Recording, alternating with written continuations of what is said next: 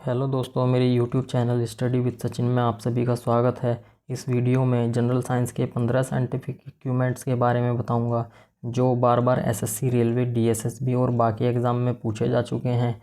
आप कमेंट करके ये ज़रूर बताना इनमें से आपको कितने नाम याद थे। Question number 1। क्वेश्चन नंबर में पूछा गया है कि समुद्र के भीतर छिपी वस्तुओं का पता लगाने के लिए किसका प्रयोग किया जाता है।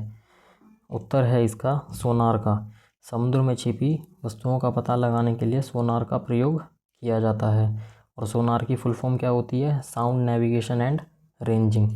और ये काम कैसे करता है? जहाज़ में सोनार लगा हुआ रहता है और सोनार नीचे अपनी एक वेव भेजता है। वो वेव किसी वस्तु से टकराकर वापस जहाज़ के पास आ जाती है, तो उससे पता लगता है कि नीचे कोई वस्तु है समुद्र में या नहीं है। क्वेश्चन नंबर 2 में पूछा गया है कि वायु की गति को मापने के लिए किसका प्रयोग किया जाता है। तो वायु की गति को मापने के लिए अनीमोमीटर का प्रयोग किया जाता है। और ये भी दो टाइप के होते हैं, एक होता है नॉन डिजिटल टाइप, एक होता है डिजिटल टाइप, जैसा कि आप फोटो में देख रहे हैं 1 और 2 में।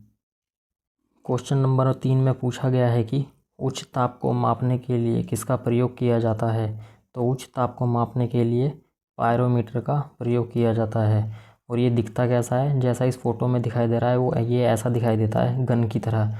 और यहाँ क्वेश्चन नंबर 4 में पूछा गया है कि वायुमंडलीय दाब को मापने के लिए किसका प्रयोग किया जाता है।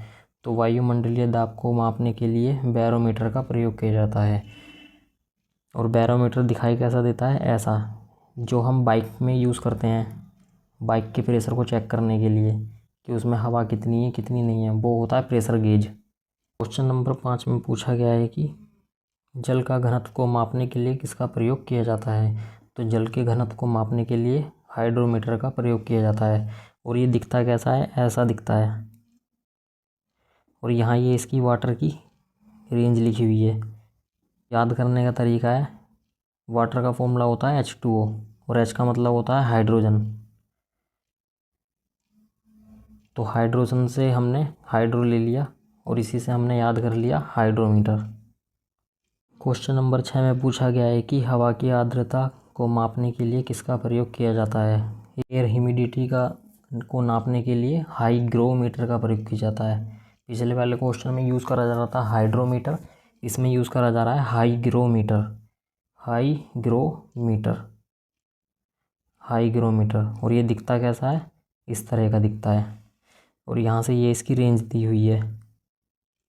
क्वेश्चन नंबर 7 में पूछा गया है कि दूध का घनत्व यानी कि डेंसिटी नापने के लिए दूध की किसका प्रयोग किया जाता है। तो दूध की डेंसिटी को नापने के लिए लैक्टोमीटर का प्रयोग किया जाता है। और इसे याद कैसे करेंगे? मिल्क में क्या होता है? लैक्टोजन होता है इसमें। और लैक्टोजन का हमने लैक्टो ले लिया और उसमें मीटर जोड़ दिया, तो हमारा याद करने का तरीका है लैक्टोमीटर, क्योंकि दूध के अंदर क्या होता है? लैक्टोजन होता है। और ये किसकी डेंसिटी को नापता है? दूध की डेंसिटी को। और ये दिखता कैसा है? इस तरीके का। क्वेश्चन नंबर 8 में पूछा गया है कि हृदय की धड़कन का पता लगाने के लिए किसका प्रयोग किया जाता है। तो हृदय की धड़कन का पता लगाने के लिए स्टेथोस्कोप का प्रयोग किया जाता है। और ये दिखने में कैसा होता है? ये इस तरह का होता है। क्वेश्चन नंबर 9, रक्तचाप यानी कि ब्लड प्रेशर को मापने के लिए किसका प्रयोग किया जाता है। तो ब्लड प्रेशर को मापने के लिए स्फिग्मोमैनोमीटर का प्रयोग किया जाता है। और ये दिखने में कैसा होता है? इस तरीके का होता है ये दिखने में। ये जो आप ये वाला हिस्सा देख रहे हैं, इसका ये वाला हिस्सा हमारी बाजू पर बांधा जाता है। और ये एक पंप टाइप का होता है जिससे ये हवा भर देता है इसके अंदर। और यहाँ से मरकरी भरी हुई होती है, इसमें मरकरी यहाँ से ऊपर चढ़ती जाती है ऐसे। तो इसका आंसर है स्फिग्मोमैनोमीटर। क्वेश्चन नंबर 10 में पूछा गया है सोने की शुद्धता का पता लगाने के लिए किसका प्रयोग किया जाता है। तो सोने की शुद्धता का पता लगाने के लिए कैरेट मीटर का प्रयोग किया जाता है। और कैरेट मीटर दिखता कैसा है? इस तरीके का दिखता है, यहाँ पे हम देख पा रहे हैं। क्वेश्चन नंबर 11 में पूछा गया है कि प्रकाश की तीव्रता का पता लगाने के लिए किसका प्रयोग किया जाता है। तो प्रकाश की तीव्रता का पता लगाने के लिए लक्स मीटर का प्रयोग किया जाता है। और लक्स मीटर की दिखता कैसा है, वो इस तरीके का दिखता है। ये यहाँ पे लाइट सेंसर दिया हुआ है और यहाँ ये रीडिंग दिखाता है अपनी। क्वेश्चन नंबर 12 में पूछा गया है कि रेडियो तरंगों द्वारा वस्तुओं की स्थिति का पता लगाने के लिए किसका प्रयोग किया जाता है।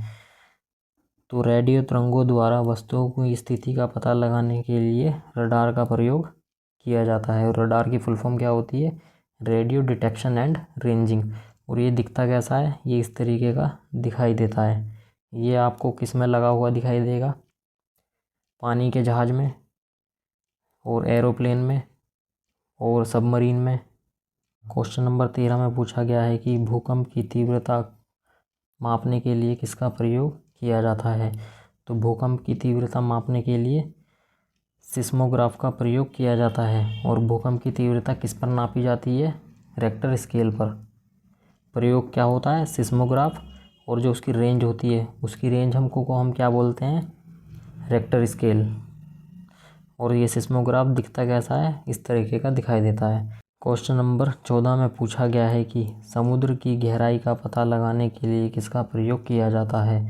तो समुद्र की गहराई का पता लगाने के लिए फेदोमीटर का प्रयोग किया जाता है। और फेदोमीटर कैसा दिखाई देता है, इस तरह का दिखाई देता है। क्वेश्चन नंबर 15 में पूछा गया है कि झूठ का पता लगाने के लिए किसका प्रयोग किया जाता है। तो झूठ का पता लगाने के लिए पॉलीग्राफी का प्रयोग किया जाता है। पॉलीग्राफी एक टेस्ट होता है